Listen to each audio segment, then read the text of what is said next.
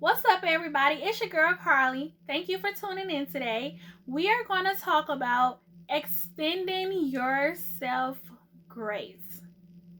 And what I mean by that is to extend yourself time, to extend yourself gentleness, to extend yourself kindness.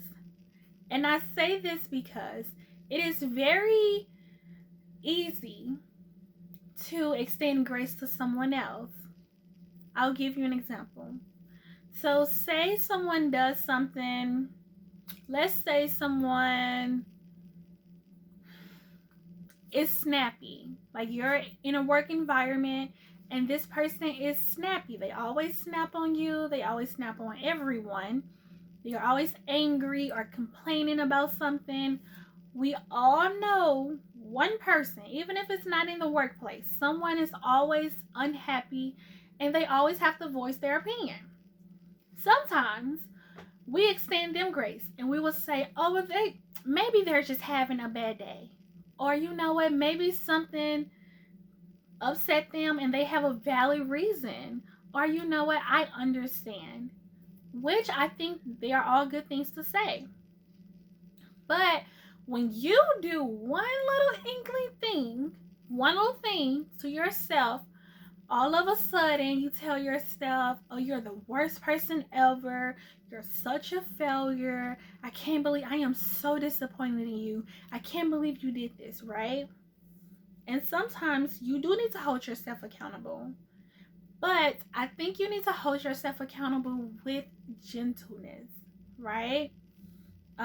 It goes again with the negative self-talk that I mentioned in one of those videos. I don't remember. But where I talked about the negative self-talk. You want to be mindful of how you're communicating with yourself. And as I mentioned in another video, because the relationship that you have with yourself is the baseline, it is the standard of how people will treat you. And you want them to see you treating yourself with gentleness, with kindness, with grace. You want them to see you have a good relationship with yourself.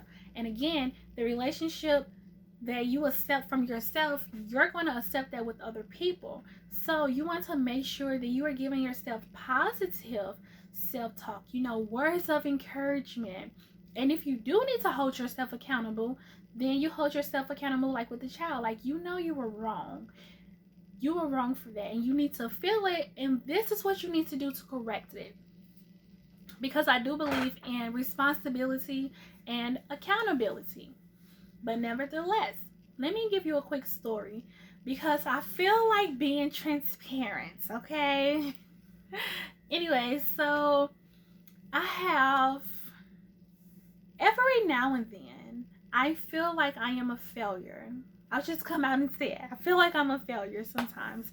I feel like I have not accomplished enough, that I don't have enough money. And I mean, I can go down the list. I just feel like I don't have this, I don't have that, I don't have this, I don't have that. One thing that I learned about me is that I am a late bloomer, and I hate that. I'm going to find a way to reverse it, and maybe that's a mentality, I don't know. But I'm a late bloomer. And so I'll give you my college story. I started college in 2012. This is 2020, and I am not finished.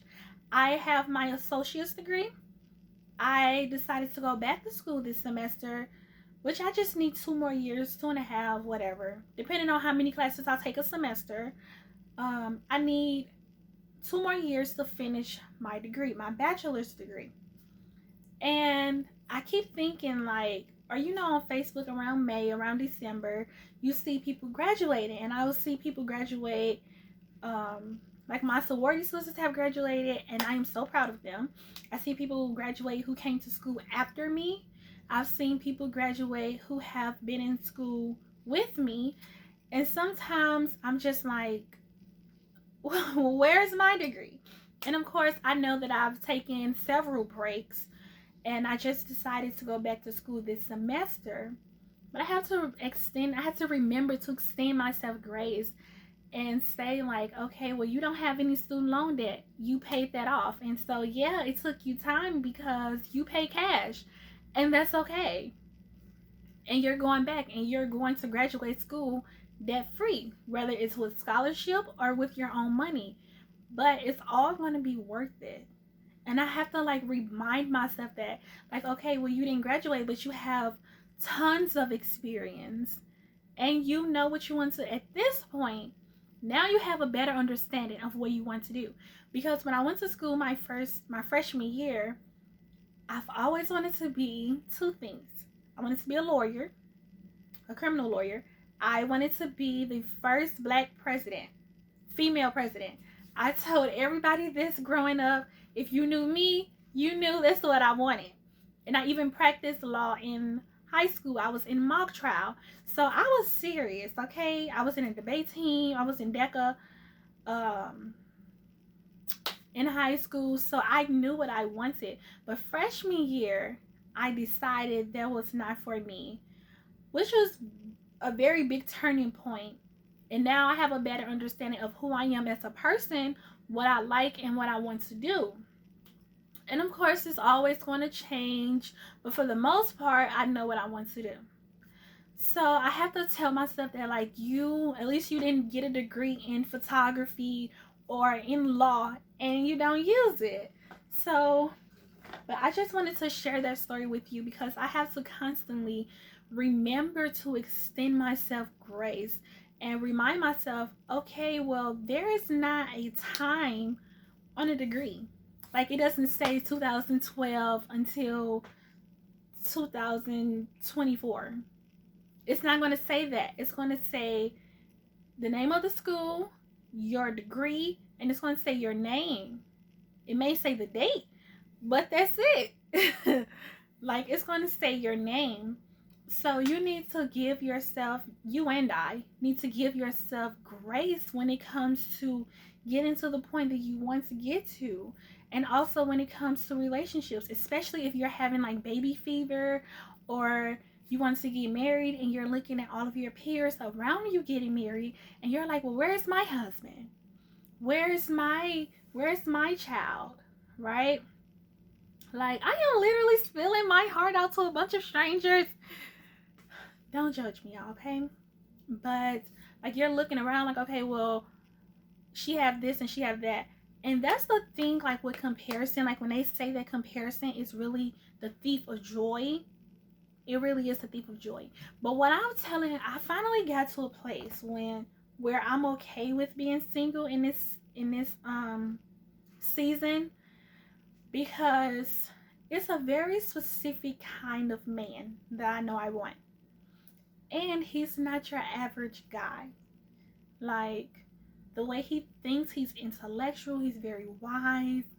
I want a very, and this is the rare part, I want a very, like, African man. Like, this is what I want, y'all. This is going off topic just a smidge. But I want me like a David Banner / I don't know, like a David Banner kind of man. But I don't want him to be like but Dr. Boyce, he's really old, but like he has wisdom, he has a lot of knowledge, he has a lot of businesses.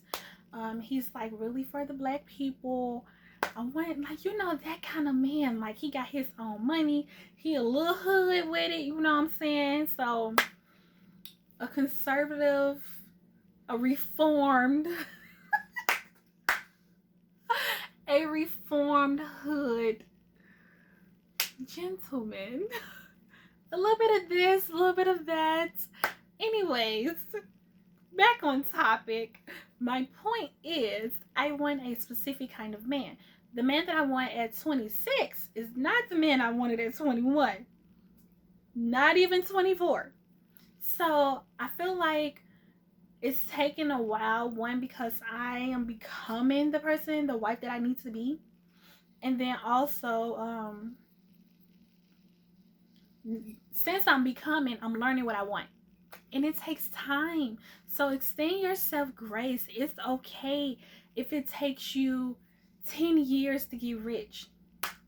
Some people, yes, they got the house, they got the car, they got the husband, they have the kids, and they may still be in debt. So it's okay if it takes you this long. And even if they were not in debt, congratulate them in whatever path they choose to take. But your path is simply your path. And I have to continue to remind myself, like, extend yourself grace, because one day it'll all pay off. And two, the destiny that has been written for Carly it's different from the destiny written from anyone else. And the last thing you want to do is to live someone else's life, because it wasn't meant for you. It was meant for them.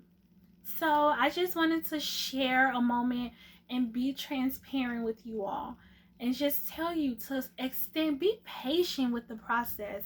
Be patient, yes. And this is another thing I have to remember, that every victory has a sacrifice. So what are you willing to sacrifice for the husband that you want, for the lifestyle that you want, for the money that you want, the career that you want, the person that you want to be? What are you willing to sacrifice? That's the question of the day. Anyways, thank you all so much for tuning in. I really appreciate it. Make sure you share this with someone. I know someone needs to hear this. Make sure you like, you comment, and you subscribe. And I will see you next time. Bye-bye.